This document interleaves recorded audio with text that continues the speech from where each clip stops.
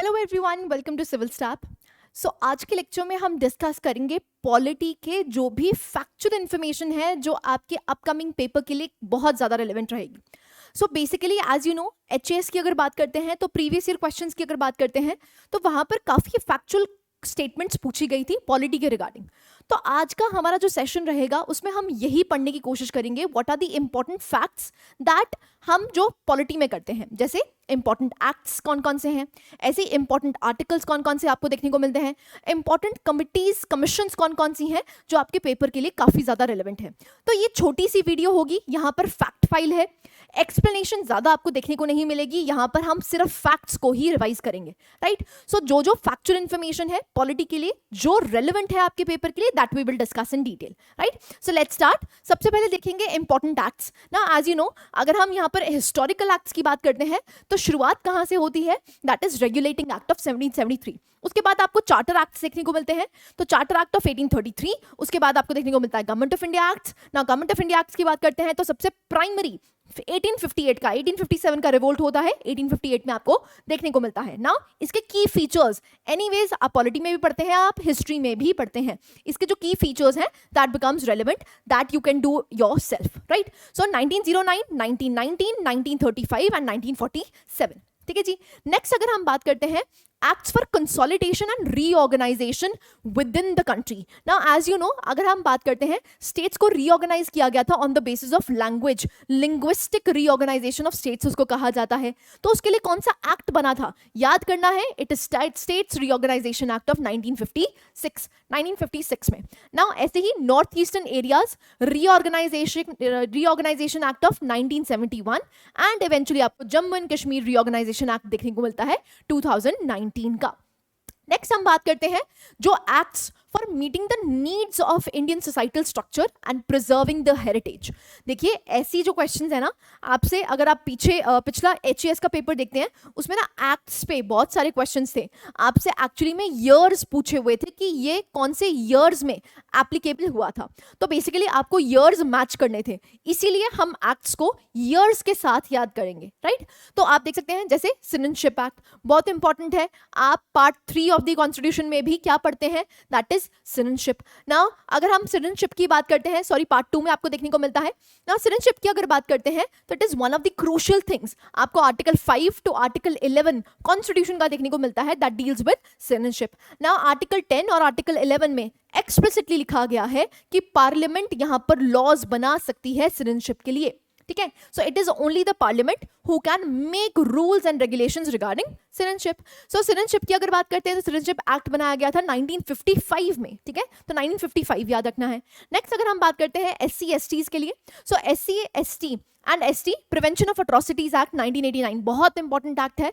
अगर हम vulnerable section of the society की बात करते हैं तो vulnerable section of the society के लिए this act is a saviour, ठीक है। सो 1989 आपको देखने को मिलता है। SC STs and other traditional forest dwellers recognition of forest rights act of 2006।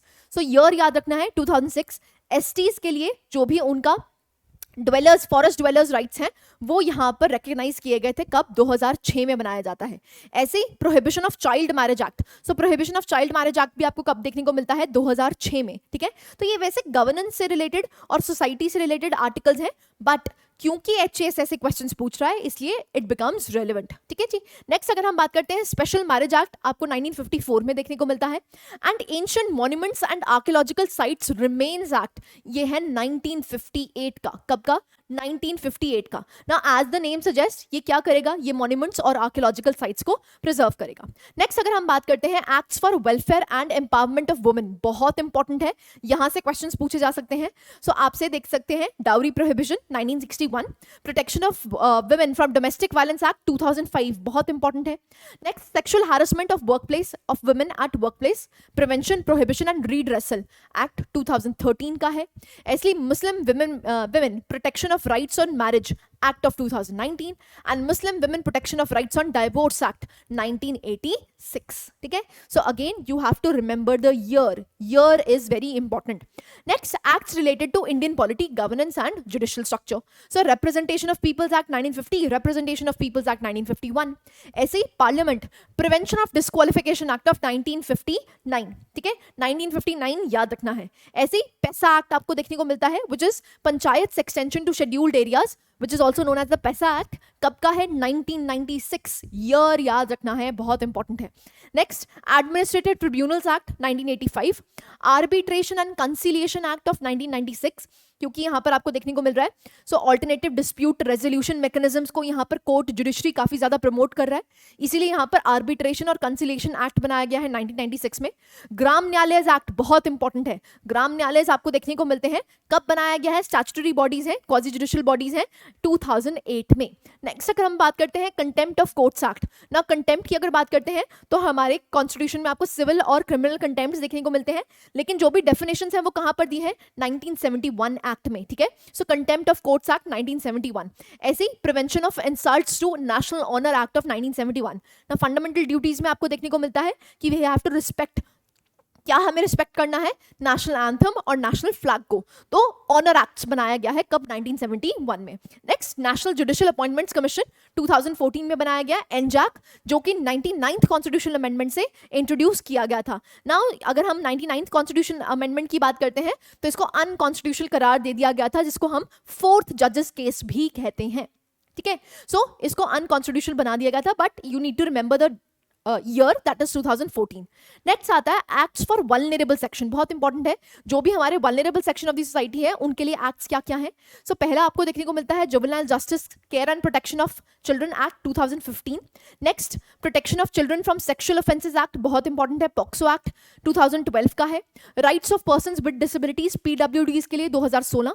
Transgenders के लिए आपको देखने को मिलता है राइट्स, दैट इज 2019, जिसमें इनको थर्ड जेंडर माना गया था. नेशनल फूड सिक्योरिटी एक्ट की अगर बात करते हैं तो 2013. Aadhaar targeted delivery of financial and other subsidies benefits and services, again 2016. Mental health care बहुत इंपॉर्टेंट है, 2017 में. Right of children to free and compulsory education, जिसको आरटी एक्ट कहा जाता है, 2009. इंडस्ट्रियल डिस्प्यूट्स एक्ट की अगर बात करते हैं तो 1947. पेमेंट्स ऑफ ग्रेच्युटी एक्ट की अगर बात करते हैं तो 1972. Unorganised workers social security act 2008. Maternity benefit की अगर बात करते हैं तो 1961. कोड ऑन वेजेस 2019 में, बहुत ही ज्यादा इंपॉर्टेंट है, 2019 में लाया गया था. मनरेगा की अगर बात करते हैं तो the Mahatma Gandhi national rural employment guarantee act 2005.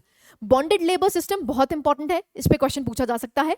Abolition act 1976. Prohibition of employment as manual scavengers and the rehabilitation 2013, बहुत इंपॉर्टेंट है मैनुअल स्कैवेंजर्स के लिए, 2013 में लाया गया है.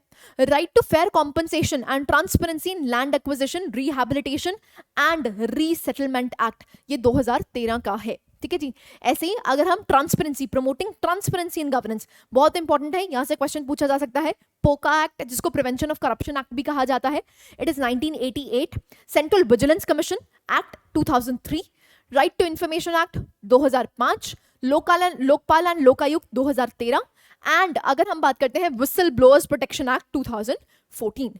ना अगर हम बात करते हैं, यहां पर देख सकते हैं acts issues arising out of economy के लिए जो जो इंपॉर्टेंट है, जैसे फिस्कल एफआरबीएम एक्ट जिसको कहा जाता है, fiscal responsibility and budget management act of 2003. Controller auditor general duties powers and conditions of service act 1971. Now as you know, अगर हम कैग की बात करते हैं तो लिखा जाता है he works at the pleasure of the president, है ना. तो लेकिन उसकी पावर्स क्या रहेंगी, उसकी ड्यूटीज क्या रहेंगी, उसकी कंडीशंस ऑफ सर्विस क्या रहेंगी, उसके लिए पार्लियामेंट ने अलग से एक एक्ट इनैक्ट किया है, कब? 1971 में. ऐसे आपको इनकम टैक्स एक्ट देखने को मिलता है 1961, वेरी इंपॉर्टेंट, पूछा जा सकता है. Next, goods and services tax legislation 2017. Companies act 2013. Competition act 2002. सो एक फेयर कॉम्पिटिशन रहे हमारे इंडिया में, उसके लिए यहाँ पर क्या लिखा गया है? 2002 में कॉम्पिटिशन एक्ट बनाया गया है. SARFAESI act, that is securitization and reconstruction of financial assets and enforcement of security interests 2002. The Insolvency and Bankruptcy Code 2016. ऐसे ही आपको देखने को मिलता है. Fugitive Economic Offenders, ये भी इंपॉर्टेंट है, 2018. PMLA that is prevention of money laundering act 2002 बहुत ज्यादा न्यूज में है, इससे क्वेश्चन भी पूछा जा सकता है। आपको ईडी भी प्रिपेयर करना है, एनफोर्समेंट डायरेक्टोरेट क्या होता है, पीएमएलए के अंडर ये कैसे काम करता है, ये इंपॉर्टेंट हो जाता है क्योंकि न्यूज में बहुत ज्यादा है। ठीक है, सो पीएमएलए एक्ट आपको देखने को मिलता है 2002। FEMA act which is foreign exchange management act, ये आपको देखने को मिलता है 1999 में। ऐसी एफसीआरए को ही again foreign contribution regulation act भी बहुत ज़्यादा न्यूज़ में रहता है, इसलिए इंपॉर्टेंट हो जाता है 2010। नेक्स्ट आरबीआई एक्ट की अगर बात करते हैं तो 1934 एज यू ऑल नो। अगर हम यहाँ पर बात करते हैं सेबी की, तो सेबी 1992 में बनाया जाता है। Essential commodities act again news में बहुत ज़्यादा रहता है। एसेंशियल कमोडिटीज एक्ट की अगर बात करते हैं तो 1955। Food safety and standards authority, so it is 2006। Mines and minerals development and regulation act of 1957। Motor vehicles act की अगर बात करते हो तो 1988। Cigarettes and other tobacco products prohibition of advertisements and regulation of trade and commerce, production supply and distribution act 2003, COTPA act जिसको कहा जाता है। नेक्स्ट अगर हम बात करते हैं narcotics drugs and psychotropic substances, NDPS act again बहुत ज्यादा न्यूज में रहता है 1985। And last one is consumer protection act of 2019, very important, it is the consumer protection act. Next अगर हम टेक्नोलॉजी से रिलेटेड देखते हैं तो आईटी एक्ट आपको देखने को मिलता है 2000। टेलीग्राफ एक्ट देखने को मिलता है 1885, सो प्री इंडिपेंडेंस था, याद रखना है टेलीग्राफ प्री इंडिपेंडेंस। आईपीआर से रिलेटेड कौन कौन से एक्ट्स हैं, intellectual property rights, so copyrights act कब है 1957, patents act 1970, trademarks act 1999 and GI tag that is geographical indications of goods registration and protection act of 1999। Again बहुत ज्यादा news में रहता है। As you know GI products बहुत सारे लागू किए जाते हैं, तो जीआई प्रोडक्ट्स के लिए अलग से एक एक्ट बनाया गया है that is geographical indications of goods. Then next is environment protecting, कौन कौन से एनवायरमेंट से रिलेटेड आपको एक्ट्स देखने को मिलते हैं। So Indian forest act 1927, wild life protection act बहुत इंपॉर्टेंट है 1972, environment protection act again very important 1986, water prevention and control of pollution act 1974, water prevention and control of pollution act 1974 and air prevention and control of pollution act it is 1981। So air pollution के लिए बाद में करा गया है, water pollution के लिए पहले किया गया है, ऐसा याद रख लीजिए क्योंकि पानी के बिना हम जी नहीं सकते, इसलिए पानी का जो एक्ट है वो पहले बनाया गया है, एयर का बाद में बनाया गया है। National green tribunal and it was one of the Asian countries, पहली एशियन कंट्रीज जिन्होंने नेशनल ग्रीन ट्रिब्यूनल मतलब एनवायरमेंट के लिए एक अलग से ट्रिब्यूनल बनाया है। ठीक है, India was the first one. Next अगर हम बात करते हैं it is 2010, protection of plant varieties and farmers rights 2001 and biological diversity act बहुत इंपॉर्टेंट है 2002। ठीक है, नेक्स्ट अगर हम बात करते हैं सिक्योरिटी और डिजास्टर मैनेजमेंट से रिलेटेड कौन कौन से हमारे पास एक्ट्स हैं, तो IPC as you all know 1860, CPC अगर हम सिविल प्रोसीजर कोड की बात करते हैं 1908, CrPC code of criminal procedure 1973, Indian evidence act 1872, arms act 1959, Unlawful Activities Prevention Act UAPA that is 1967, NSA National Security Act 1980, Official Secrets Act 1923, NIA National Investigating Agency जो कि terrorist activities को investigate करती है 2008, armed forces AFSPA जिसको कहा जाता है armed forces special powers act 1958, epidemic diseases act 1897 and DMA disaster management act of 2005। ठीक है जी, सो ये बन जाते हैं हमारे इंपॉर्टेंट एक्ट्स। अब आपको क्या करना है, simply you have to learn the act and you have to learn the year क्योंकि वहां से क्वेश्चंस पूछे जा रहे हैं। ठीक है, नेक्स्ट हम मूव करते हैं कुछ इंपॉर्टेंट फैक्ट्स और आर्टिकल्स। ठीक है, तो सबसे पहले केसेस देख लेते हैं, इंपॉर्टेंट केसेस क्या क्या है। सो सबसे पहले आपको केस देखने को मिलता है दैट इज AK गोपालन केस, कब हुआ 1950 में आपको देखने को मिलता है ना। यहाँ पर ये कहा गया था कि जो SC है it contended that there was no violation of fundamental rights enshrined in Article 13, 19, 21, 22 under the provision of Preventive Detention Act if the detention was as per the procedure established by law. So यहाँ पर procedure established by law को आप कह सकते हैं preference दी गई थी। ठीक है, सो इसलिए AK गोपालन केस काफी ज्यादा फेमस आपको देखने को मिलता है। शंकरी प्रसाद केस की अगर बात करते हैं तो आप देख सकते हैं सो The case dealt with the amendability of what fundamental rights कि भाई fundamental rights को आप amend कर सकते हैं कि नहीं कर सकते।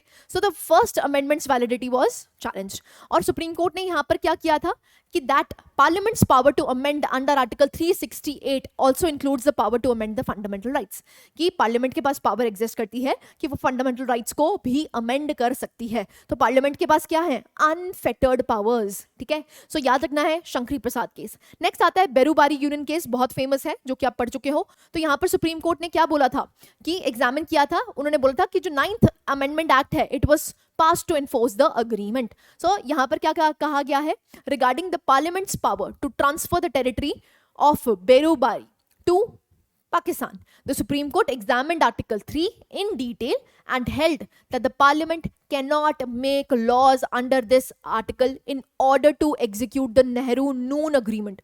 So basically बेरूबारी केस वैसे ही इसलिए फेमस था क्योंकि हम एक पार्ट किसको देना चाहते थे, पाकिस्तान को देना चाहते थे, और यहाँ पर पार्लियामेंट ने सुप्रीम कोर्ट ने ये कह दिया था कि आप ये आर्टिकल 3 को इंप्लीमेंट करते हुए ये आप नहीं कर सकते हैं, ठीक है जी। सो इसलिए बेरूबारी के यूनियन केस फेमस हुआ था। नेक्स्ट आपको गोलकनाथ केस देखने को मिलता है। अगर हम गोलकनाथ की बात करते हैं तो अगेन आप देख सकते हैं the question in this was whether amendment is a law. So amendment एक लॉ है कि नहीं, जो आपको आर्टिकल 13 में देखने को मिलता है कि अगर अमेंडमेंट लॉ है फिर तो सुप्रीम कोर्ट यहाँ पर इंटरवीन कर सकता है, अगर वो लॉ ही नहीं है तो सुप्रीम कोर्ट इंटरवीन नहीं कर सकता है ना। तो यहाँ पर यही कहा गया था कि जो फंडामेंटल राइट्स हैं वो अमेंडेबल नहीं है, आप अमेंड नहीं कर सकते हैं। ये आपको किस में देखने को मिलता है, गोलकनाथ केस में। नेक्स्ट बहुत ही फेमस लैंडमार्क केस आता है केशवानंद भारती केस। गोलकनाथ केस के बाद इसको टर्न आउट कर दिया गया था क्योंकि गोलकनाथ केस में ये कहा गया था कि जो पार्लियामेंट है वो फंडामेंटल राइट्स को हाथ नहीं लगा सकती, अमेंड नहीं कर सकती है। लेकिन केशवानंद भारती केस में आपको लैंडमार्क केस देखने को मिलता है जहां पर यह कहा गया था कि पार्लियामेंट जो है वो यहाँ पर क्या कर सकती है, फंडामेंटल राइट्स को भी अमेंड कर सकती है, लेकिन क्या चेंज नहीं कर सकती, बेसिक स्ट्रक्चर को चेंज नहीं कर सकती। तो यहां से इवॉल्व होता है बेसिक स्ट्रक्चर डॉक्ट्रिन, ठीक है। So Kesavananda Bharati case. Next आपको देखने को मिलता है इंदिरा नेहरू गांधी वर्सेस राजनारायण केस। तो आप देख सकते हैं यहाँ पर जो सुप्रीम कोर्ट है it applied the theory of basic structure and struck down clause 4 of article 329A which was inserted by 39th amendment. So 39th amendment से यहाँ पर इंदिरा गांधी की गवर्नमेंट थी और इंदिरा गांधी की गवर्नमेंट ने यहाँ पर इसको इंट्रोड्यूस कर दिया था कि कोई भी यहाँ पर जो ग्राउंड्स हैं ऑन द बेसिस ऑफ जहाँ पर आप प्राइम मिनिस्टर और प्रेसिडेंट के इलेक्शंस में जो भी डिस्कशंस हैं वहां पर सुप्रीम कोर्ट इंटरवीन नहीं कर सकती है, जुडिशरी इंटरवीन नहीं कर सकती है। और उन्होंने बोला कि भाई ये गलत बात है, ये कॉन्स्टिट्यूशन तो हम यहाँ पर जुडिशियल रिव्यू बेसिक स्ट्रक्चर का पार्ट है तो हम तो यहाँ पर जुडिशियल रिव्यू करेंगे ही करेंगे, ठीक है। तो बहुत फेमस केस हुआ था। नेक्स्ट आता है आपको Maneka Gandhi case. So as you know Maneka Gandhi case बहुत इंपॉर्टेंट है, आर्टिकल 21 का एक बेस बन जाता है। तो आप देख सकते हैं so right to personal liberty under article 21। तो यहाँ पर क्या जुडिशियल इनोवेशन आपको देखने को मिलती है, यहाँ पर था प्रोटेक्शन बाय लॉ, है ना। सो यहाँ पर क्या किया गया था कि जो लॉ है वो भी एक्चुअली में क्या होना चाहिए, फेयर होना चाहिए, जस्ट होना चाहिए, रीजनेबल होना चाहिए, which is due process of law. क्या है, ड्यू प्रोसेस ऑफ लॉ। सो यहाँ पर आपको जुडिशियल इनोवेशन देखने को मिलती है ड्यू प्रोसेस ऑफ लॉ की। Maneka Gandhi case very famous case. Next Minerva Mills case आपको देखने को मिलता है ना। मिनर्वा मिल्स केस में यहाँ पर यही कहा गया था कि बेसिकली पार्लियामेंट के पास पूरी पावर है कि वो कॉन्स्टिट्यूशन को क्या कर सकता है, अमेंड कर सकता है, लेकिन क्या नहीं कर सकता, बेसिक स्ट्रक्चर को यहाँ पर नहीं कर सकता। और स्पेशली मिनर्वा मिल्स केस में ये कहा गया था कि कोई भी सुप्रीम नहीं है, ना डीपीएसपी सुप्रीम है ना ही फंडामेंटल सुप्रीम है, एक हार्मनी बना के चलेंगे तभी हमारा कॉन्स्टिट्यूशन क्या हो पाएगा, प्रोग्रेसिव हो पाएगा, right. So this is Minerva Mills case. Next आता है वमन राव केस ना। वमन राव की अगर बात करते हैं तो आप देख सकते हैं जो केशवानंद भारती जजमेंट है and held that it should not be applied retrospectively to reopen the validity of any amendment to the constitution which took place prior to that date. So basically वमन राव केस में ये कहा गया था, इन्होंने रीआइट्रेट किया था कि हाँ हम जो केशवानंद भारती केस में कहा गया है बेसिक स्ट्रक्चर डॉक्ट्रिन जो कहा गया है दैट इज ट्रू, लेकिन ऐसा नहीं है कि जो अमेंडमेंट्स पहले हो चुकी हैं आप उसको रीओपन करें। तो रीओपन मत कीजिए, जो अब अमेंडमेंट्स मतलब केशवानंद भारती केस के बाद जो अमेंडमेंट्स की जाएंगी उसमें जुडिशियल रिव्यू का स्कोप आपको देखने को मिलता है, ठीक है जी। सो दिस इज वमन राव केस। नेक्स्ट आता है Shah Bano case, again a landmark case आपको देखने को मिलता है। It is a milestone for Muslim women's fights for right. The supreme court upheld the right to alimony। Alimony मतलब बेसिकली यहाँ पर अगर आप डिवोर्स करते हैं तो यहाँ पर एलिमनी किसको दी जाती है, विमेन को दी जाती है। तो यहाँ पर जो मुस्लिम विमेन है उनके पास राइट है, राइट टू एलिमनी है for a Muslim women and said that the code of criminal procedure 1973 is applicable to all citizens irrespective of their religion. चाहे वो किसी भी रिलीजन से बिलोंग करते हो, चाहे फिर मुस्लिम हो, उनके लिए ऊपर भी सीआरपीसी लागू होता है और यहाँ पर एलिमनी के लिए वो पूरी हकदार हैं, ठीक है। So this is Shah Bano Begum case. Next आता है एमसी मेहता, बहुत इंपॉर्टेंट है, जहां पर एनवायरमेंट को अपहोल्ड किया गया था। तो आप देख सकते हैं जो स्टेट की एब्सोल्यूट लायबिलिटी है, कल को कोई भी यहाँ पर पब्लिक डैमेज होता है, एनवायरमेंटल प्रॉब्लम्स होती हैं, एनवायरमेंटल प्रॉब्लम्स के लिए कौन यहाँ पर रिस्पॉन्सिबल है? स्टेट रिस्पॉन्सिबल है, ठीक है। तो ये एम्बिट बढ़ा दिया गया था आर्टिकल 21 का। तो आप देख सकते हैं supreme court held that its power under article 32 is not restricted to preventive measures but also remedial measures. यहाँ पर रेमेडी भी प्रोवाइड कर सकता है supreme court, right. So absolute liability exist करती है किसकी? स्टेट की। डन। तो कॉम्पनसेशन देना किसकी जिम्मेवारी है? स्टेट की जिम्मेवारी है। अगर कोई भी यहाँ पर डिजास्टर होता है तो वो डिजास्टर के लिए फुल रिस्पॉन्सिबिलिटी किसकी है? स्टेट की रिस्पॉन्सिबिलिटी है, ठीक है जी। Next, Indira Sawhney case, again very important, reservation के ऊपर आपको देखने को मिलता है। So supreme court examine the scope and extent of article 16 clause 4 जिसमें रिजर्वेशंस दी गई थी इन जॉब्स, ठीक है। सो आप देख सकते हैं it provides for the reservation in jobs in favour of OBCs. It upheld the constitutional validity for OBCs with certain conditions like creamy layer exclusion, no reservation in promotion and total reserved quota should not exceed 50%। 50% से ऊपर नहीं जानी चाहिए, जिसको आप polity में आराम से डिटेल में डिस्कस करते हैं। Next, SR Bommai case, again very important. अगर हम एसआर बोमाई की बात करते हैं तो article 356 that is presidents rule पे यहाँ पर नोटिफिकेशंस दे रखी थी। सो एसआर बोमाई केस आपको देखने को मिलता है। Vishakha and state of Rajasthan, जहां पर आपको sexual harassment at work place को वुमेन के लिए आपको देखने को मिलता है। यहाँ पर गाइडलाइंस प्रोवाइड की गई थी जिसको विशाखा गाइडलाइंस भी कहा जाता है, ठीक है। So it deals with the sexual harassment at the work place. Done. Next आता है that is Samatha and state of Andhra Pradesh. So आप देख सकते हैं this judgement nullified all mining leases granted by Andhra Pradesh state government in the scheduled areas and asked it to stop all mining operations। So Andhra Pradesh में यहाँ पर जो भी scheduled areas थे वहाँ पर mining leases दे दी थी, माइनिंग लाइसेंसेस दे दिए थे।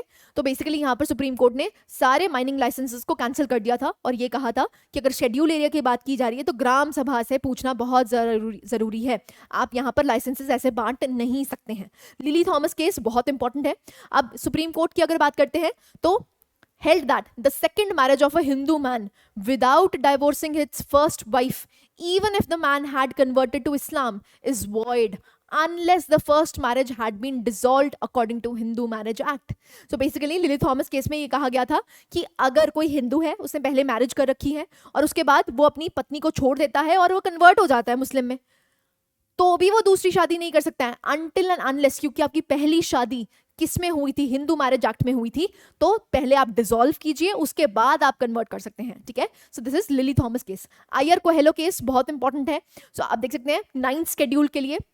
सो 9th शेड्यूल आपको देखने को मिलता है, ऐड किया गया था फर्स्ट अमेंडमेंट से। एंड 9th शेड्यूल में जो भी एक तरह से ब्लैक बॉक्स था, जैसे ही उसमें कोई भी आर्टिकल डाल दिया जाता था, कोई भी एक्ट डाल दिया जाता था, उस पे एक तरह से बार हो जाता था कि यहाँ पर जुडिशरी इंटरवीन नहीं कर सकती है। तो आयर कोहेलो केस में क्या कहा गया कि भाई जो 9th शेड्यूल में भी एक्ट्स हैं उस पे भी जो जुडिशरी है वो जुडिशियल रिव्यू कर सकती है, ठीक है जी। So this is I R Coelho case. Next आता आपको देखने को मिलता है पेडोफिलिया केस। ना पेडोफिलिया की अगर बात करते हैं तो supreme court restored the conviction and sentence of 6 year rigorous imprisonment imposed on 2 UK nationals who were acquitted by Bombay High Court in a pedophilia case। So pedophilia case, so basically pedophilia क्या होता है? Basically sexual abuse किसका किया जाता है? बच्चों का, छोटे बच्चों का, ठीक है। So the court said the sexual abuse of children is one of the most heinous crimes। बहुत heinous crimes exist करते हैं। अरुणा शॉनबॉग केस आपको देखने को मिलता है passive euthanasia का। So आप देख सकते हैं SC ruled that the individuals had the right to die with dignity, allowing only passive euthanasia। Active euthanasia नहीं, but passive euthanasia आपको अप्लाई हो सकता है। This is Aruna Shanbaug case. Next, NOTA judgement की अगर बात करते हैं तो this judgement introduce the NOTA, none of the above. बहुत इंपॉर्टेंट है नोटा जजमेंट, वेरी इंपॉर्टेंट, ठीक है। Next again Lily Thomas case हम ये पढ़ चुके हैं। नेक्स्ट हमें देखने को मिलता है Nirbhaya case, again very important. यहाँ पर जो पॉक्सो एक्ट है, यहाँ पर जो भी हीनियस क्राइम्स है, बहुत ग्रेव क्राइम्स हैं, उसमें अगर कोई 16 साल का बच्चा भी है उसको भी एक अडल्ट की तरह ट्राई किया जा सकता है, ठीक है। So it was Nirbhaya case. Next आपको देखने को मिलता है NALSA, that is national legal services authorities and union of India. So यहाँ पर it resulted in the recognition of transgender persons. As you know NALSA case very famous, यहाँ पर transgender rights के बारे में बात की गई थी। नेक्स्ट ट्रिपल तलाक जजमेंट आपको देखने को मिलती है। तो supreme court outlawed the backward practice of instant triple talaq. So instant triple talaq bill भी आपको देखने को मिलता है जो कि पास भी किया गया था। सो ट्रिपल तलाक को यहाँ पर सुप्रीम कोर्ट ने भी अलाउ नहीं किया था। राइट टू प्राइवेसी की अगर बात करते हैं, केएस पुट्टस्वामी केस बहुत इंपॉर्टेंट है, जो कि आर्टिकल 21 के तहत आपको देखने को मिलता है, ठीक है। सो नेक्स्ट अगर हम बात करते हैं रिपीलिंग सेक्शन ऑफ 377, बहुत इंपॉर्टेंट है। सो आर्टिकल 377 को डीक्रिमिनलाइज किया गया है। So it was unconstitutional in so far as it criminalises consensual sexual conduct between two adults of same sex. So same sex के लिए यहाँ पर सेक्शन 377 आपको देखने को मिलता है। नेक्स्ट अगर हम बात करते हैं L Chandra Kumar case, so supreme court ruled that the power of judicial review vested in Supreme Court and High Court by Article 32, right to constitutional remedies, and Article 2 to 6 respectively is a part of basic structure. ये किसका part है? Basic structure का part है, बहुत important है। Next KS Puttaswamy case की अगर बात करते हैं तो प्राइवेसी, राइट टू प्राइवेसी बहुत फेमस है। नेक्स्ट हेबस कॉर्पस केस की अगर बात करते हैं, सो आप यहाँ पर देख सकते हैं a much criticized judgment of the Supreme Court in which the majority ruling went against individual freedom and seemed to favor the state. Basically यहाँ पर काफी इनफेमस केस है क्योंकि यहाँ पर सुप्रीम कोर्ट ने किसकी बात ज्यादा मानी थी? स्टेट की ज्यादा बात मानी थी, इंडिविजुअल लिबर्टी पे एक बार लगाया गया था, ठीक है। सो इसलिए ये काफी ज्यादा फेमस हुआ था। रमेश थापर केस से अगर बात करते हैं तो supreme court held that the freedom of speech and expression includes freedom of propagation of ideas that can only be ensured by circulation, ठीक है। सो अगर freedom of speech and expression की बात करते हैं तो ये फ्रीडम ऑफ प्रोपगेशन भी आपको इसमें देखने को मिलता है, which was the Ramesh Thapar case, ठीक है। अगेन फेमस केसेस, जितने भी फेमस केसेस हैं आपकी पॉलिटी में रिलेटेड, उसको हमने डिटेल में डिस्कस कर लिया है। Now some of the important facts and articles, तो आप यहाँ पर देख सकते हैं, आपको यहाँ पर दे रखा है parts and subjects, article numbers, ठीक है। तो एक एक करके पढ़ लेते हैं। Union and territories article 1 to 4। Citizenship की अगर बात करते हैं तो पार्ट 2 आपको देखने को मिलता है 5 to 11। पार्ट 3 में फंडामेंटल राइट्स कहां से कहां तक? 12 से 35 तक, एज यू ऑल नो। डीपीएसपीस की अगर बात करते हैं 36 to 51। फंडामेंटल राइट्स की अगर बात करते हैं पार्ट 4A 51A आपको देखने को मिलता है। पार्ट 5 की अगर बात करते हैं तो यूनियन आपको एग्जिस्ट करता हुआ दिखता है 52 to 151। नेक्स्ट पार्ट 6 स्टेट्स की अगर बात करते हैं तो 152 to 237। पार्ट 7 की अगर बात करते हैं, so the states in part B of the first schedule आपको देखने को मिलता है 238, इसको रिपील कर दिया गया है। नेक्स्ट पार्ट 8 आपको देखने को मिलता है, बहुत इंपॉर्टेंट है, यूटीज के बारे में पूछा जाता है, तो यूटीज आपको देखने को मिलती है 239 to 242। पार्ट 9 की अगर बात करते हैं तो पंचायत ऐड की गई थी 73rd अमेंडमेंट से, तो 233 243 to 243O, ठीक है। ऐसी 74th अमेंडमेंट से हमने पार्ट 9A ऐड किया है, जिसमें आपको म्युनिसिपैलिटीज देखने को मिलती हैं 243P to 243ZG। नेक्स्ट अगर 97th अमेंडमेंट से ऐड किया जाता है पार्ट 9B। क्या ऐड किया जाता है? पार्ट 9B, जिसमें आपको कोऑपरेटिव सोसाइटीज देखने को मिलती हैं। तो कोऑपरेटिव सोसाइटीज के लिए 243ZH, G के बाद H आएगा और कहां तक? ZT तक, ठीक है। ऐसे ही अगर हम नेक्स्ट पार्ट्स की बात करते हैं तो आप यहां पर देख सकते हैं, जस्ट अ सेकंड, हाँ, तो पार्ट 11 आपको देखने को मिलता है। सो पार्ट 11 की अगर बात करते हैं तो relation between union and states 245 to 263। Part 12 की अगर बात करते हैं तो finance, property, contracts and suits के बारे में बात की गई है। 264 to 300A, बहुत इंपॉर्टेंट है 300A, क्योंकि 300A को इंट्रोड्यूस किया गया था 44th अमेंडमेंट के बाद, क्योंकि यहाँ पर राइट टू प्रॉपर्टी को फंडामेंटल राइट ना बनाते हुए एक कॉन्स्टिट्यूशनल राइट बना दिया गया था। पार्ट 13 की अगर बात करते हैं, बहुत इंपॉर्टेंट है, बार बार पूछा जाता है, trade, commerce and intercourse with in the territory of India, जो कि आपको आर्टिकल 301 to 307 देखने को मिलता है। पार्ट 14 की बात करते हैं तो services under the union and the states 308 to 323। Part 4A जो कि 42nd अमेंडमेंट से ऐड किया गया था, ट्रिब्यूनल्स, सो ट्रिब्यूनल्स आपको देखने को मिलते हैं 323A to 323B। पार्ट 15 की अगर बात करते हैं, इलेक्शंस, बहुत इंपॉर्टेंट है, 324 to 329A। नेक्स्ट पार्ट 16 की बात करते हैं, special provisions relating to certain classes 330 to 342A। Part 17 official languages, बहुत बार पूछा जाता है इसलिए इंपॉर्टेंट हो जाता है, 343 to 351। Part 18 emergency provisions, again very important, you have to remember the part, that is 352 to 360। next miscellaneous आपको देखने को मिलता है 361 to 367 and part 20 बार बार पूछा जाता है, it is the amendment to the constitution, it is 368। next 21 आपको देखने को मिलता है, it is temporary, transitional and special provisions, तभी आपको 370 370 आपको इसके तहत ही देखने को मिलता है, ये temporary provisions हैं, ठीक है। तो 369 to 392 आर्टिकल नंबर देखने को मिलता है, ठीक है। Again facts are very important, you have to remember, okay. Next part 10 देख लेते हैं. Part 10 deals with schedule tribes and areas 244 to 244A and last one आपको देखने को मिलता है. It is 22 part 22. Short title commencement authoritative text in Hindi and repeals 293 to 393 to 395. Done. Next अगर हम बात करते हैं तो आपको यहाँ पर स्केड्यूल्स दे रखे हैं, बहुत इंपॉर्टेंट है, बार बार क्वेश्चन पूछा जाता है. तो फर्स्ट स्केड्यूल में क्या दिया रखा है? Names of the states and UTs. ठीक है. सेकंड स्केड्यूल की अगर बात करते हैं तो यहाँ पर अलाउंसेस, प्रिविलेजेस और एमोल्यूमेंट्स की बात की गई है. अब किस किस के एमोल्यूमेंट्स की बात की गई है ये इंपॉर्टेंट हो जाता है. 9 लोग हैं. कौन कौन से? President of India, governors of Indian state, speaker of Lok Sabha and deputy speaker of Lok Sabha, chairman of Rajya Sabha and deputy chairman of Rajya Sabha, speaker and deputy speaker of legislative assemblies to Indian states, chairman and deputy chairman of legislative councils, supreme court जजेस, high court जजेस and CAG. बहुत important है, CAG भी included है. ठीक है. Okay. Next अगर हम बात करते हैं तो आपको यहाँ पर थर्ड शेड्यूल दे रखा है जिसमें आपको ओथ और अफर्मेशंस देखने को मिलती हैं ना. ओथ किस किस के लिए यहाँ पर दे रखी है तो आप देख सकते हैं. Parliament elections candidates, next members of the parliament, union ministers of India, state legislature elections candidates, next state election members, state ministers, supreme court जजेस, हाई कोर्ट जजेस एंड कैग. ठीक है. उनके लिए यहाँ पर क्या दे रखी है? ओथ एंड अफर्मेशंस, जो कि आपको थर्ड शेड्यूल में देखने को मिलती है. नेक्स्ट फोर्थ शेड्यूल की बात करते हैं तो allocation of seats to Rajya Sabha. So वो आपको फोर्थ शेड्यूल में देखने को मिलता है. It contains the provisions of in relation to allocation of seats for states and UTs in Rajya Sabha. Next हम मूव करते हैं. नेक्स्ट आता है आपका that is fifth and six schedule. बहुत इंपॉर्टेंट है. अगर फिफ्थ शेड्यूल की बात करते हैं तो शेड्यूल्ड एरियाज की बात कर रहे हैं, और अगर सिक्स शेड्यूल की बात करते हैं तो 4 स्टेट्स एग्जिस्ट करती हैं. कौन कौन सी? असम, मेघालय, त्रिपुरा और मिजोरम. ठीक है. तो एडमिनिस्ट्रेशन ऑफ ट्राइबल एरियाज, और वहां पर क्या है? Administration and control of scheduled areas and scheduled tribes. Done. Clarity है. सेवन शेड्यूल की अगर बात करते हैं तो 3 लेजिस्लेशंस आपको देखने को मिलती है. Union list, state list and concurrent list.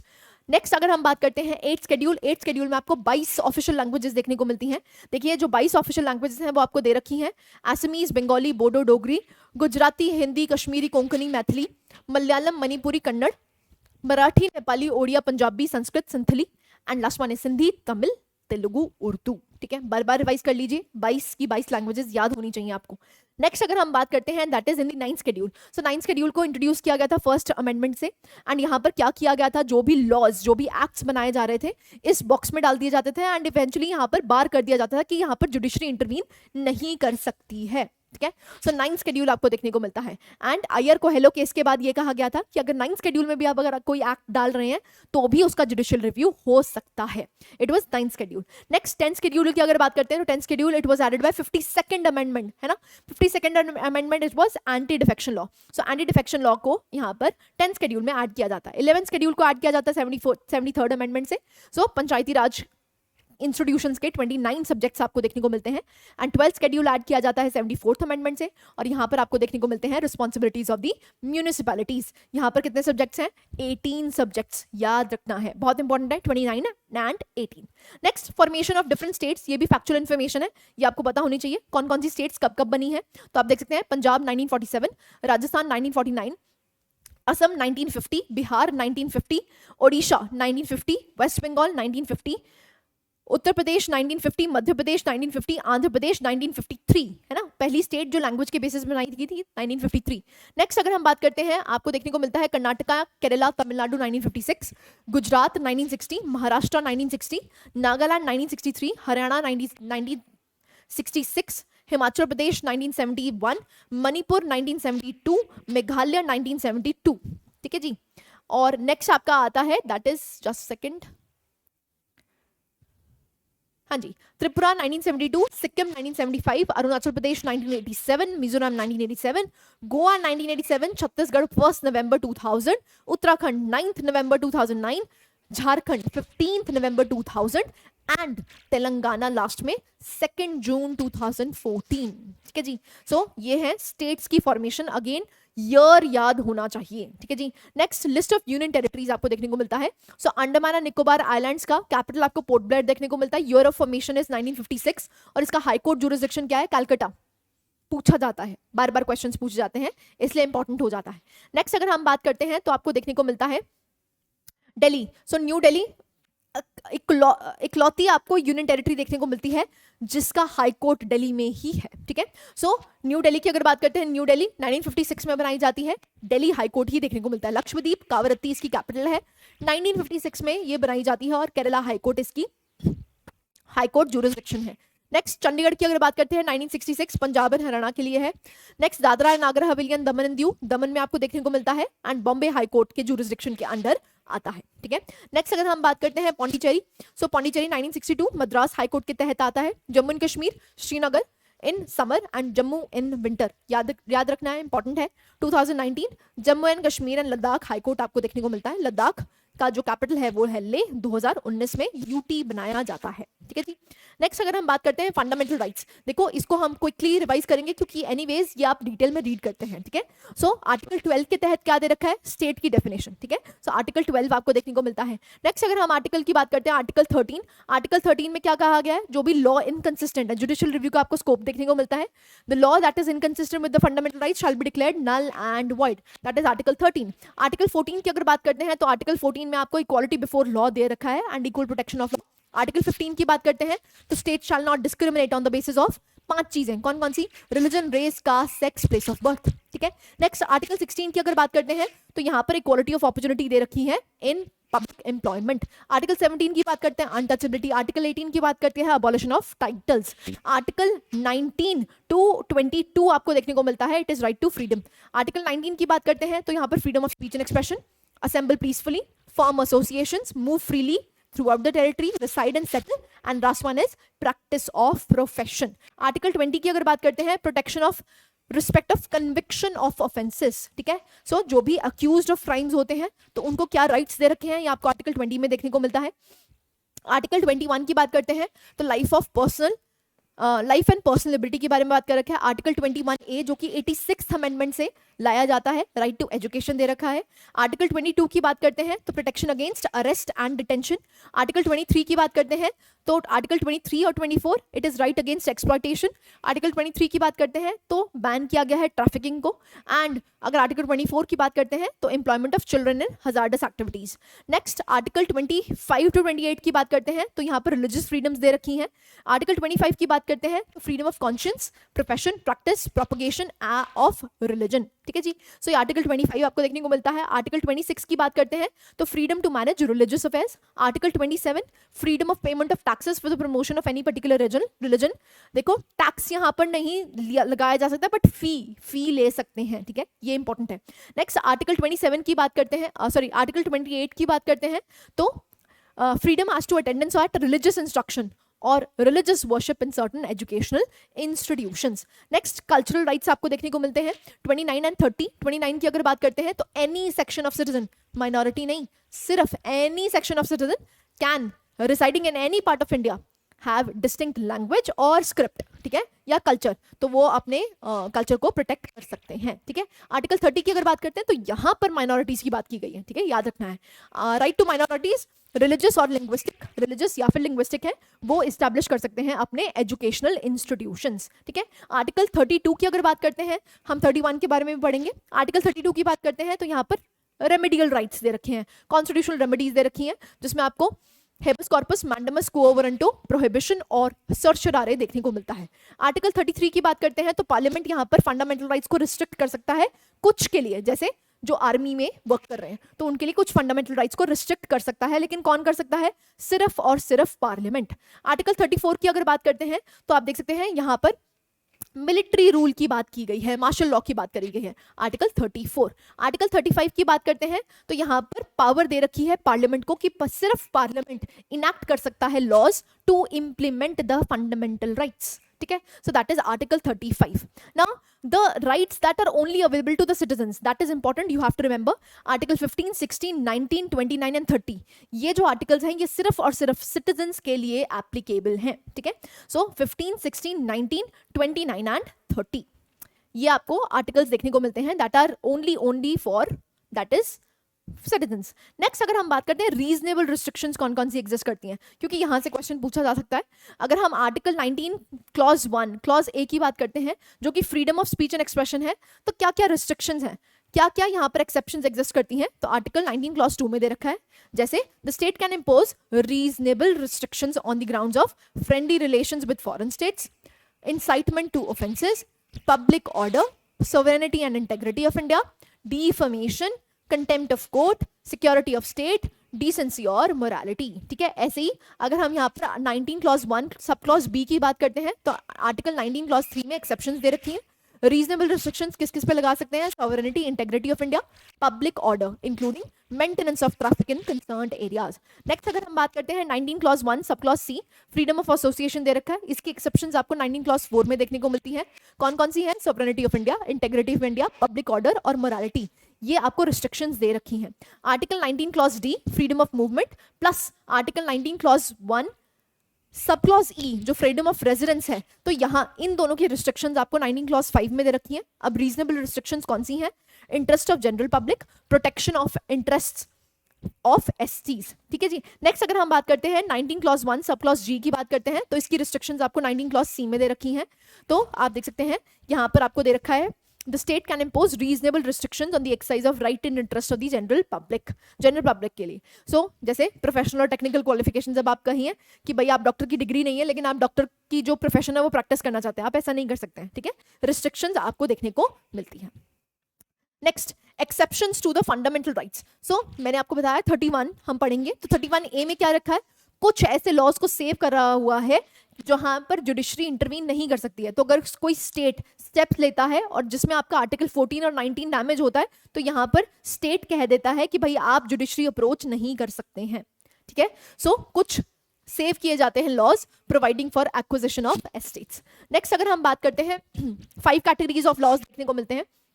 अब वो 5 कैटेगरी ऑफ लॉज कौन कौन से हैं तो आप यहाँ पर देख सकते हैं. अगर स्टेट कोई भी कॉर्पोरेशन को ले लेती है, मतलब उसको अंडरटेक कर लेती है और वो एक प्राइवेट फर्म को क्या बना देती है, एक पब्लिक फर्म बना देती है, तो बना सकती है. ठीक है, तो ये इसकी इंक्लूजन कहाँ पर दी थी, आर्टिकल 31A में, कि अगर इससे आपका आर्टिकल 14 और 19 वायलेट होता है तो आप कोर्ट को अप्रोच नहीं कर सकते हैं. वो 5 चीजें आपको दे रखी हैं.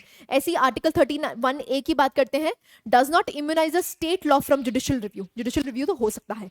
आर्टिकल 31 क्लॉज बी की बात करते हैं तो यहाँ पर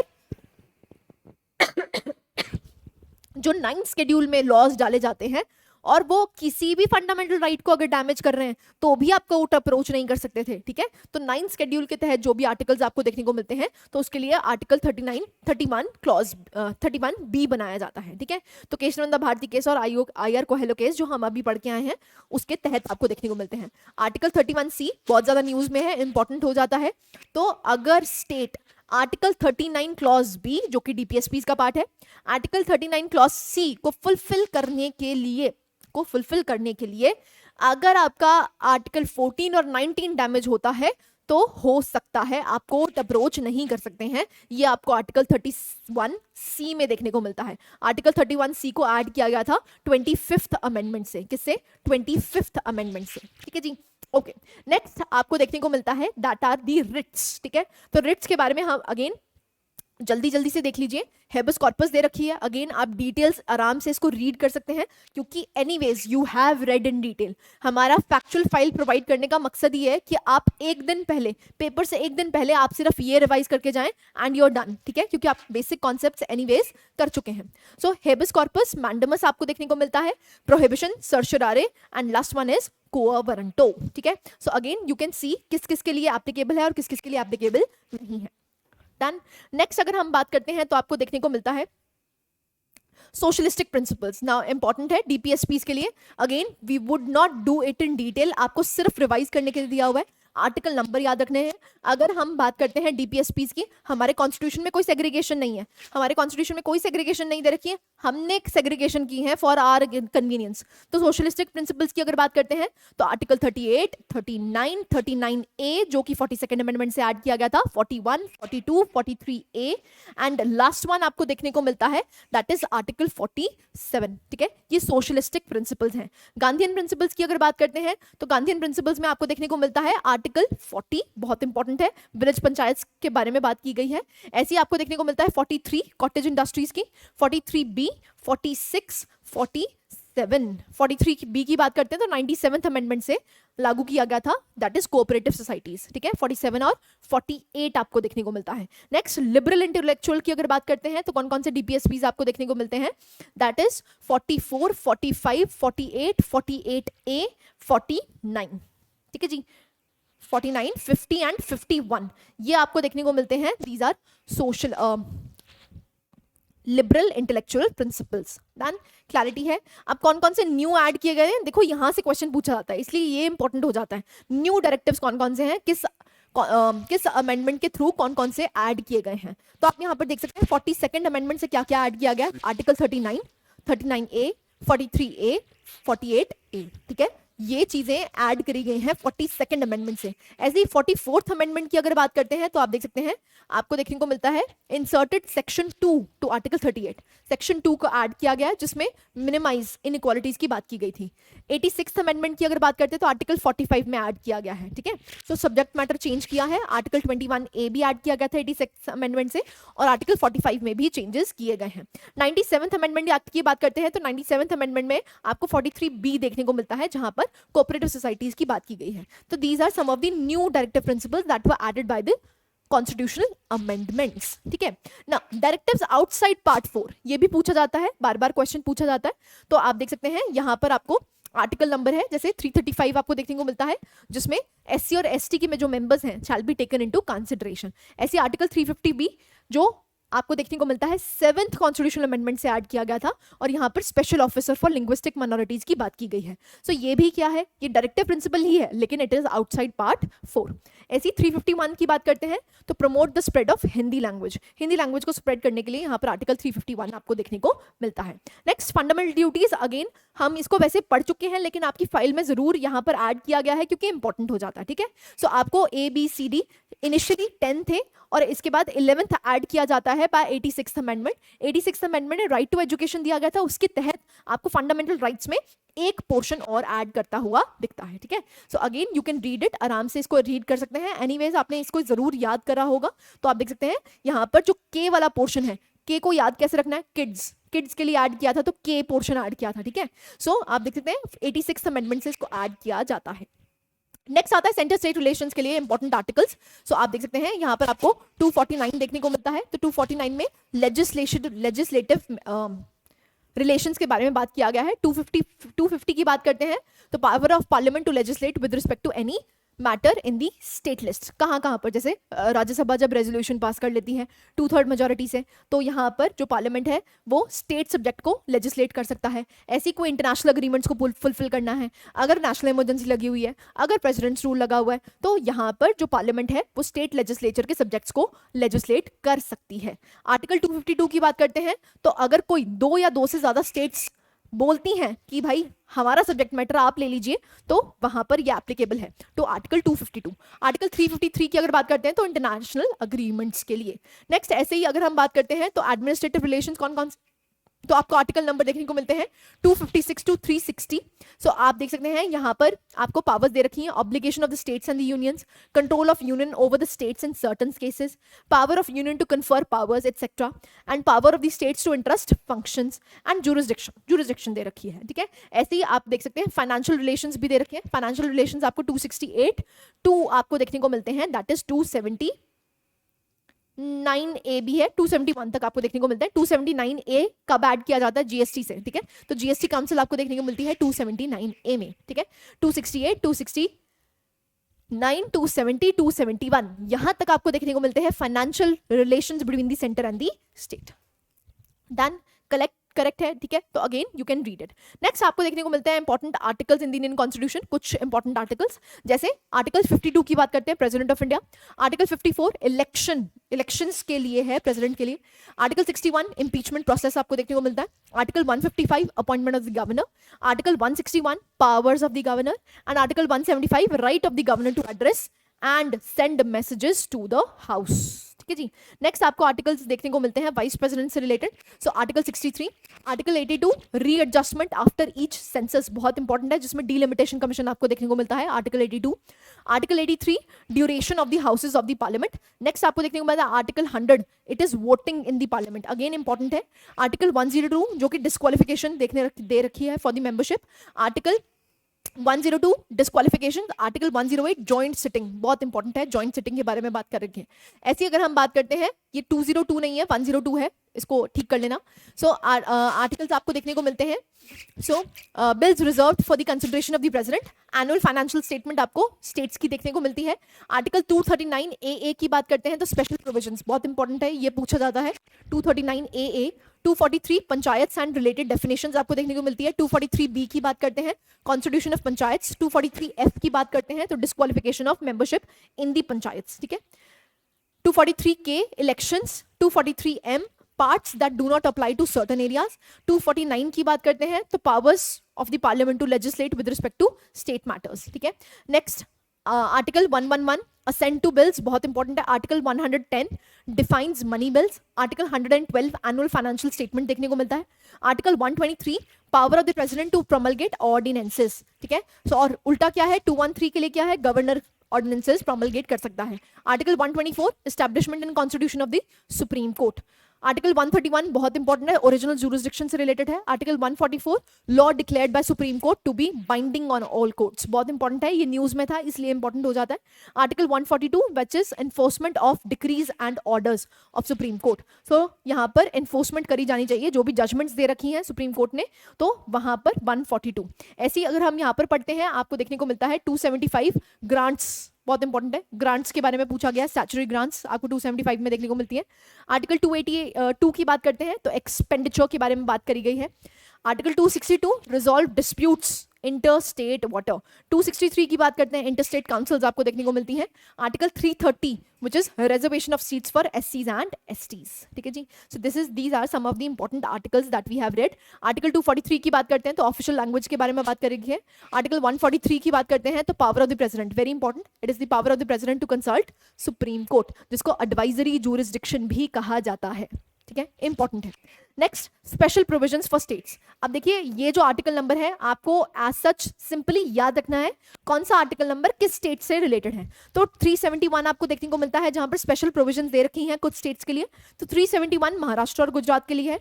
371 ए नागालैंड के लिए है। 371 बी असम के लिए है। 371 सी मणिपुर के लिए है। 371 डी आंध्र प्रदेश तेलंगाना के लिए है। 371 E Andhra Pradesh. 371 F Sikkim. 371 G Mizoram. 371 H that is Arunachal Pradesh.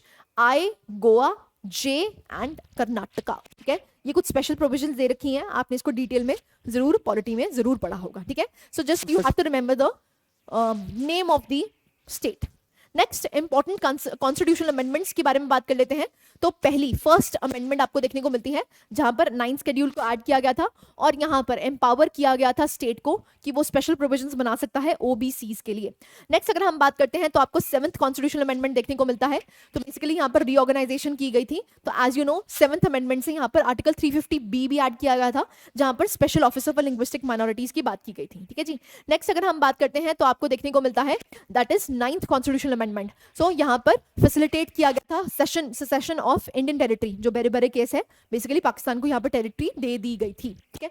Next अगर हम बात करते हैं 21st included Sindhi as the 15th language, important है, 15th लैंग्वेजेस को इंट्रोड्यूस किया गया था 21st अमेंडमेंट से।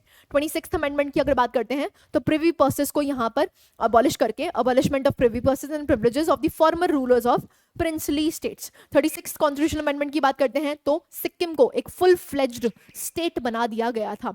42nd अमेंडमेंट की बात करते हैं, इसको मिनी कॉन्स्टिट्यूशन भी कहा जाता है। तो बहुत सारे चेंजेस किए गए थे। तो यहाँ पर आपको फंडामेंटल ड्यूटीज में, फंडामेंटल राइट्स में 3 न्यू डायरेक्टिव प्रिंसिपल्स को भी ऐड किया गया था। यहाँ पर प्रोक्लेमेशन की गई थी of national emergency in a part of the territory. मतलब पहले क्या होता था, नेशनल इमरजेंसी पूरी इंडिया में ही लगा सकते थे, लेकिन यहाँ पर इंट्रोड्यूस किया गया था कि नेशनल इमरजेंसी अब अगर आप चाहें तो एक पार्ट, पूरी कंट्री में नहीं, एक पार्ट में भी लगा सकते हैं। ये 42nd अमेंडमेंट से ही लाया गया था। प्रोवाइडेड अ क्रिएशन ऑफ और all India judicial service. Next 44th amendment जो भी नलिफाई किया गया था एक्चुअली में 42nd अमेंडमेंट को, तो यहाँ पर आप देख सकते हैं empowered the president to send back once the advice that was cabinet for reconsideration. तो कैबिनेट को आप दोबारा एडवाइस भेज सकते हैं यहाँ पर रिकंसिडर करने के लिए। तो ये 44th अमेंडमेंट में किया गया था।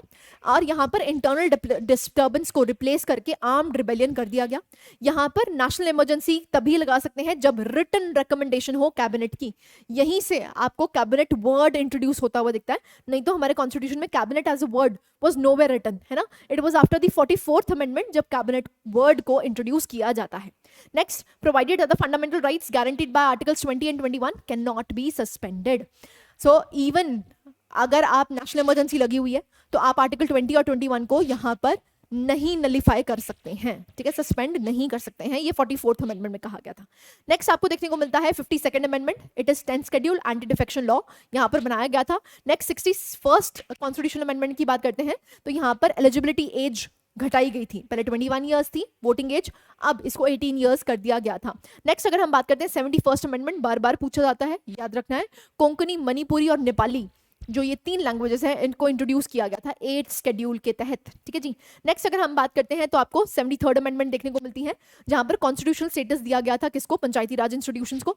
74th की बात करते हैं तो म्युनिसिपैलिटीज को यहाँ पर कॉन्स्टिट्यूशनल स्टेटस दिया गया है।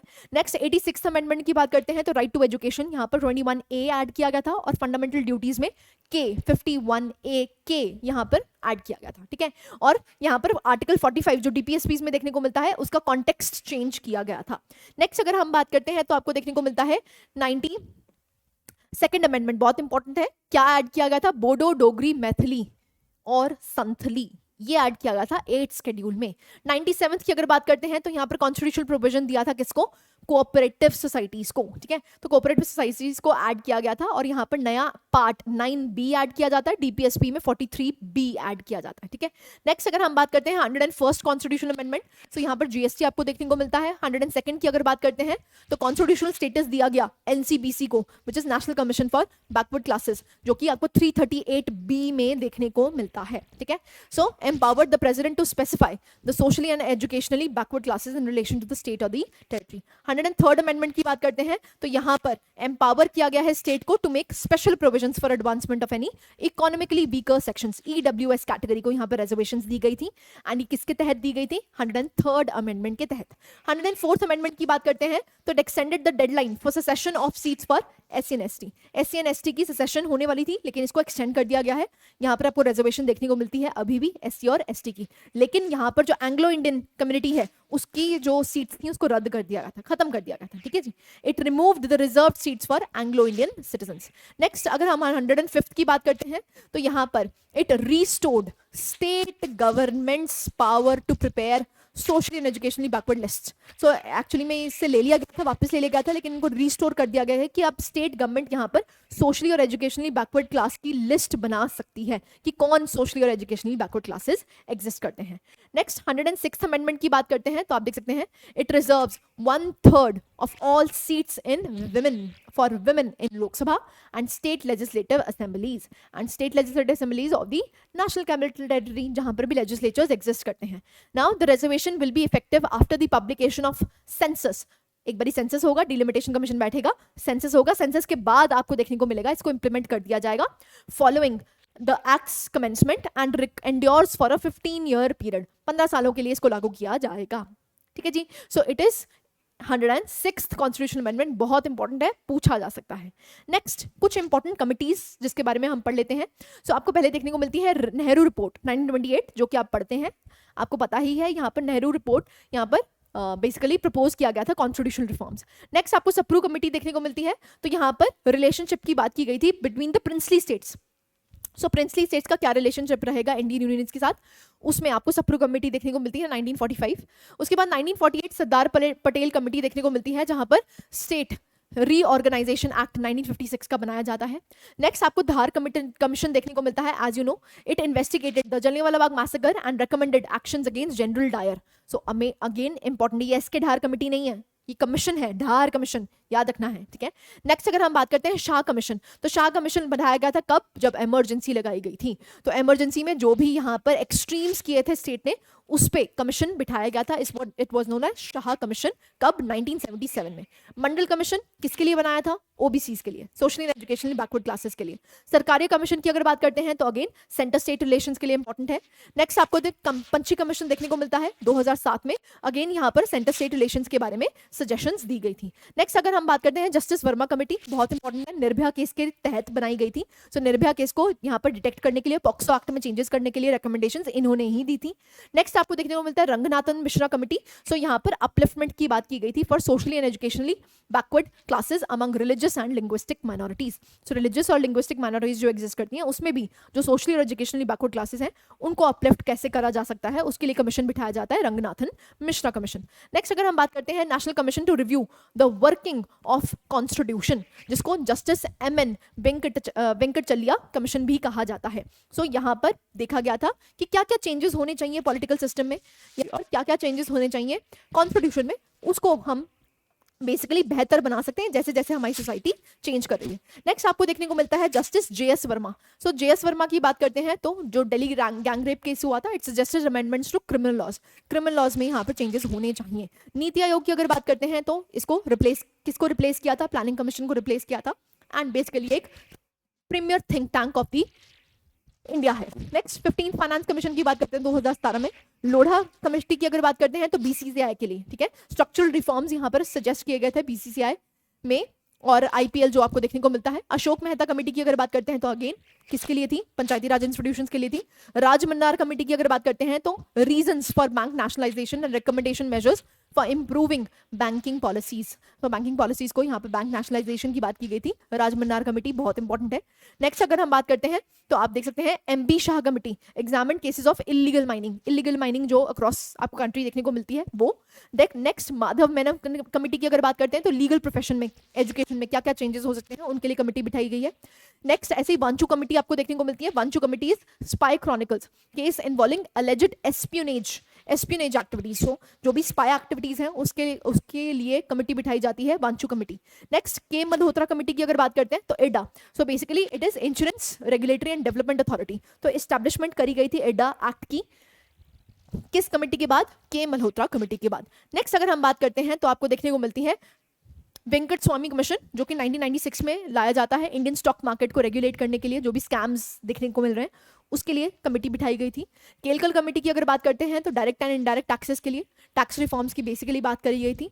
PV राजमन्नार कमेटी की अगर बात करते हैं तो सेपरेट स्टेट तेलंगाना स्टेट के लिए, तो उसके लिए आपको देखने को मिलता है PV राजमन्नार कमेटी आपको देखने को मिलती है। नेक्स्ट वोहरा कमेटी बहुत इंपॉर्टेंट है, क्रिमिनलाइजेशन इन पॉलिटिक्स के बारे में कमेटी बिठाई गई थी। BN श्री कृष्णा कमेटी की अगर बात करते हैं तो again demand for separate Telangana state and recommended measures to address the issue. Next again अगर हम बात करते हैं तो गोस्वामी कमेटी बिठाई जाती है जो इकोनॉमिक सिचुएशन असम और recommended the measures for development, तो असम के लिए बनाई गई थी। फजल अली कमेटी की बात करते हैं तो अगेन बहुत इंपॉर्टेंट है, ये आपको पता ही है, आप पॉलिटी में पढ़ते भी हैं। सो ये लिंग्विस्टिक बेसिस पे, लैंग्वेज के बेसिस पे यहाँ पर गाइडलाइंस रीऑर्गेनाइज करने की बात की गई थी, which was Fazal Ali commission. Next Janaki Vallabh Patnaik committee की अगर बात करते हैं तो नेशनल रूरल एम्प्लॉयमेंट गारंटी जो नरेगा आपको देखने को मिलती है, तो उसकी इंप्लीमेंटेशन रिव्यू करा गया था इस कमीशन के। चलिए कमेटी की अगर बात करते हैं तो इकोनॉमिक रिफॉर्म्स कैसे कर सकते हैं।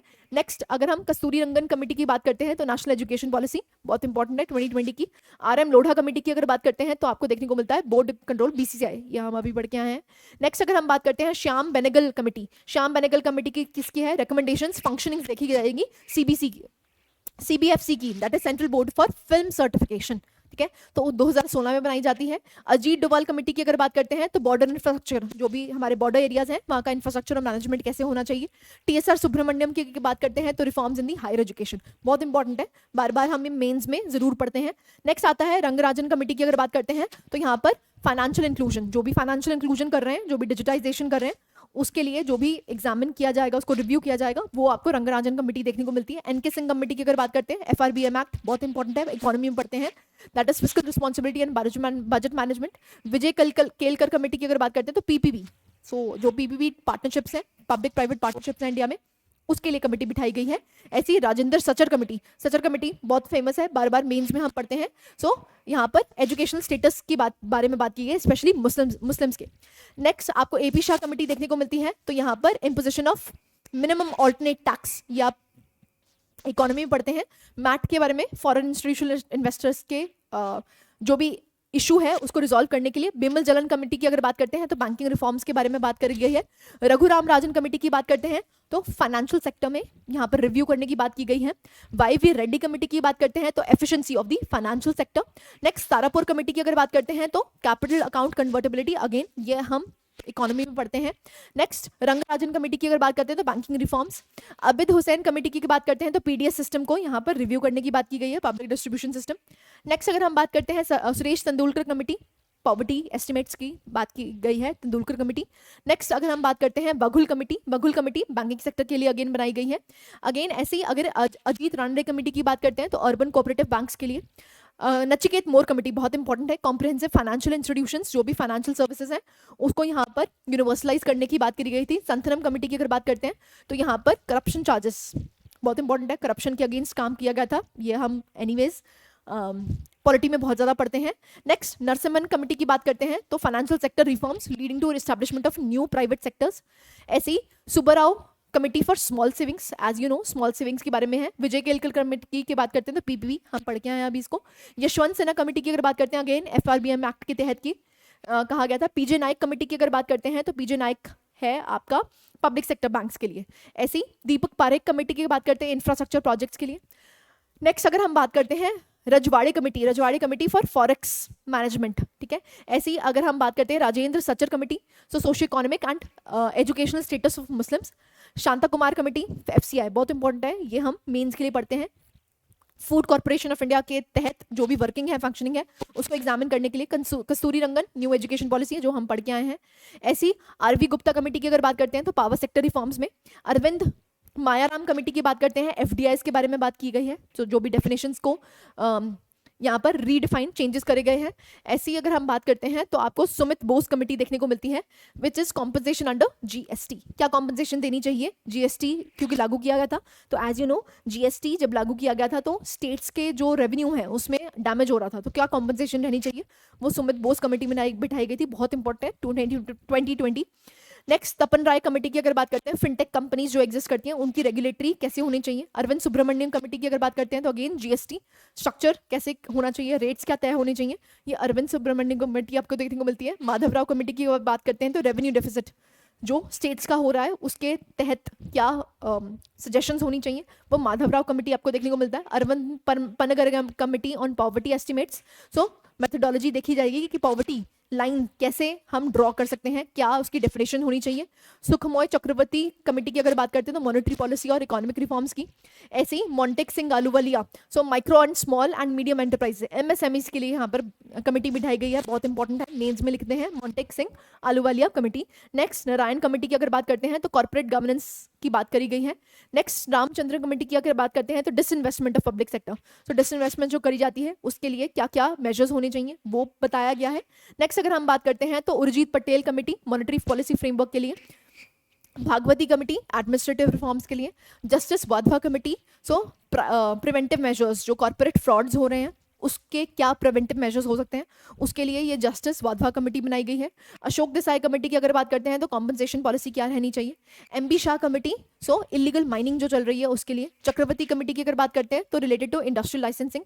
नेक्स्ट अगर हम बात करते हैं तो आपको सिन्हा कमेटी देखने को मिलती है which is for the insurance sector. And Mudgal committee it is for IPL Indian premier league, जो भी एलोकेशंस लगाई गई थी स्पॉट फिक्सिंग के लिए तो उसके लिए कमेटी बिठाई गई थी। नेक्स्ट अगर हम बात करते हैं पंचायती राज इंस्टीट्यूशंस की, तो एज यू नो हम इसको पढ़ते हैं। पंचायती राज इंस्टीट्यूशन के लिए सबसे पहले जो कमेटी बिठाई गई थी it was Balwant Rai Mehta committee, ठीक है। तो इन्होंने क्या बोला था, that is 3 tier system. Next आपको देखने को मिलती है अशोक मेहता कमेटी। ऐसे ही आपको जीवी के राव कमेटी देखने को मिलती है। अगेन क्रोनोलॉजी इंपॉर्टेंट हो जाती है विद ईयर बहुत इंपॉर्टेंट है, ठीक है। तो जीवी के राव कमेटी की अगर बात करते हैं 1985 आपको देखने को मिलती है। सो नेक्स्ट आपको देखने को मिलती है which is L M Singhvi 1986, ठीक है। तो यहाँ पर आप देख सकते हैं इनको कॉन्स्टिट्यूशनल स्टेटस देने की बात की गई थी, ठीक है। Evolution of local urban local bodies बहुत इंपॉर्टेंट है क्योंकि आपसे हिस्टोरिकल बैकग्राउंड भी पूछा जा सकता है। तो पहली municipal corporation, first municipal corporation was set up in Madras, Madras में सेटअप की जाती है कब, 1687 टू 1688। 1726 में म्यूनिसिपल कॉर्पोरेशन बॉम्बे और कलकत्ता में सेटअप की जाती है। 1870 लॉर्ड मेयो का रेजोल्यूशन लाया जाता है जहां पर अर्बन लोकल या लोकल सेल्फ गवर्नेंस स्ट्रक्चर्स की बात की गई है। 1882 में आपको देखने को मिलता है लॉर्ड रिपन, बहुत इंपॉर्टेंट है resolution, it was released and it was held at Magna carta of local self government, बहुत इंपॉर्टेंट है, दोनों ही इंपॉर्टेंट हो जाते हैं, लॉर्ड मेयो भी और लॉर्ड रिपन भी। 1907 की बात करते हैं तो रॉयल कमीशन बिठाया जाता है ऑन डिसेंट्रलाइजेशन। नेक्स्ट 1909 डिसेंट्रलाइजेशन को अपॉइंट किया गया था और रिलीज कब की गई है रिपोर्ट, 1909 में। 1919 में जो गवर्नमेंट ऑफ इंडिया एक्ट है वहां पर लोकल सेल्फ गवर्नेंस की बात की गई थी। नेक्स्ट अगर हम बात करते हैं 1924 में कैंटोनमेंट एक्ट्स बनाए जाते हैं by the central legislature. Next 1935 में इट प्रोविंशियल ऑटोनॉमी दी गई थी, तो उसके तहत आपको यहाँ पर देखने को मिलता है अर्बन लोकल बॉडीज एस्टैब्लिश की गई हैं। नेक्स्ट 1989 में आपको 65th कॉन्स्टिट्यूशनल अमेंडमेंट से नगर पालिका बिल इंट्रोड्यूस किया गया था लोकसभा में एंड 1992 में इवेंचुअली आपको देखने को मिलता है कि यहाँ पर इसको इनैक्ट कर दिया जाता है एंड कॉन्स्टिट्यूशनल स्टेटस दे दिया जाता है, ठीक है जी। ओके, नेक्स्ट इंपॉर्टेंट कमीशंस, बहुत इंपॉर्टेंट है। देखिए कमीशंस कौन कौन से बैठे हैं, तो आप देख सकते हैं सबसे पहले स्टेट्स रीऑर्गेनाइजेशन कमीशन जो 1953 में बैठा था। कोठारी कमीशन की अगर बात करते हैं एजुकेशनल रिफॉर्म्स के लिए 1964 में, बहुत इंपॉर्टेंट है, ईयर इंपॉर्टेंट हो जाता है। नेक्स्ट कपूर कमीशन की अगर बात करते हैं तो inquire into the Mahatma Gandhi assassination 1966 में। नेक्स्ट खोसला कमीशन की अगर बात करते हैं तो री investigate the death of Subhash Chandra Bose 1970। Mandal commission की अगर बात करते हैं तो सीट रिजर्वेशन की बात की गई थी कब, 1979 में। नेक्स्ट अगर हम बात करते हैं Sarkaria commission to examine the centre state relations. Mukherjee commission की अगर बात करते हैं री इन्वेस्टिगेट, ये हम कर चुके हैं एनीवेज। नेक्स्ट अगर हम बात करते हैं नानावती कमीशन किसके लिए, एंटी सिख राइट्स के लिए, ठीक है। तो 1984 में जो हुए थे एंटी सिख राइट्स को यहाँ पर बेसिकली इंक्वायर करने के लिए 2000 में कौन सी बनाई जाती है, Nanavati commission. Next Narendran commission की बात करते हैं तो बैकवर्ड क्लासेस के लिए बात की गई है in the state service, public services, कि उनकी जो रिप्रेजेंटेशन है उसको कैसे बढ़ा सकते हैं, उसको एग्जामिन किया गया था नरेंद्रन कमीशन में कब, 2000। Next national commission to review the working of the constitution, तो यहाँ पर सजेस्ट करा गया था कि क्या क्या इलेक्टोरल लॉज में चेंजेस होने चाहिए, 2000 में ही बनाई गई थी। नेक्स्ट नानावती शाह कमीशन, इसको गोधरा सो 2002 में जो गोधरा राइट्स होते हैं उसके लिए रिव्यू करने के लिए, इंक्वायर करने के लिए नानावती शाह कमीशन बिठाया जाता है, बहुत इंपॉर्टेंट है, ये पूछा जा सकता है। नेक्स्ट अगर हम बात करते हैं that is commission for religious and linguistic minorities, जिसको रंगनाथन मिश्रा कमेटी कहा जाता है, 2004 में बनाई जाती है। यूसी बैनर्जी की अगर बात करते हैं अगेन गोधरा इंसिडेंट के लिए और कम्युनल राइट्स जो इंश्योर किए गए थे, तो उसको 2002 में बनाया जाता है। ठक्कर कमीशन की अगर बात करते हैं तो असैसिनेशन ऑफ इंदिरा गांधी, सो उसको 1984 में बनाया जाता है। बुखान कमीशन की अगर बात करते हैं तो इंक्वायर इनटू करप्शन एलिगेशंस, ठीक है। सो जो करप्शन एलिगेशंस तहलका टेप्स कंट्रोवर्सी में हुए थे उसके लिए बनाई गई थी। उपेंद्र कमीशन की अगर बात करते हैं तो to probe alleged rape and murder of Thangjam Manorama Devi, 2004 में बनाया जाता है। MM Punchhi commission, centre state relations, important है, ये याद रखना है। नेक्स्ट शाह कमीशन की अगर बात करते हैं तो excesses that were imposed in the emergency. Next Kalelkar commission की बात करते हैं तो सोसाइटी के जो भी डिप्राइव्ड सोसाइटी सेक्शंस हैं उनको कैसे हम इंप्रूव कर सकते हैं उसके लिए बनाया गया है। एंड लाइबरहान कमीशन बहुत इंपॉर्टेंट है, लाइबरहान कमीशन जो है वो बाबरी मस्जिद डिमोलिशन, क्योंकि न्यूज में है इसलिए इंपॉर्टेंट हो जाता है, ठीक है। सो याद रखना है कौन सा है, लाइबरहान कमीशन, जो कि कब बनाया जाता है, 1992 में, जो बाबरी मस्जिद डिमोलिशन हुआ था उसके बाद ये कमीशन बिठाया गया था, ठीक है जी। So this was it. Again हमने यहाँ पर जितने भी फैक्ट्स हो सकते हैं, जितने भी फैक्ट्स पॉसिबल हैं आपके, that we have discussed in detail. आप क्या कर सकते हैं, इसको पीडीएफ को डाउनलोड कीजिए, प्रिंट आउट लीजिए एंड एक बार रीड कर लीजिए, क्योंकि बहुत सी चीजें आपको आती हैं इसमें, right. You just have to review it. अब ये क्यों बनाई गई है, आप अपने पेपर से एक दिन पहले भी इसको रिवाइज कर सकते हैं, right. So this was it from my side. I hope you like the lecture. Thank you very much.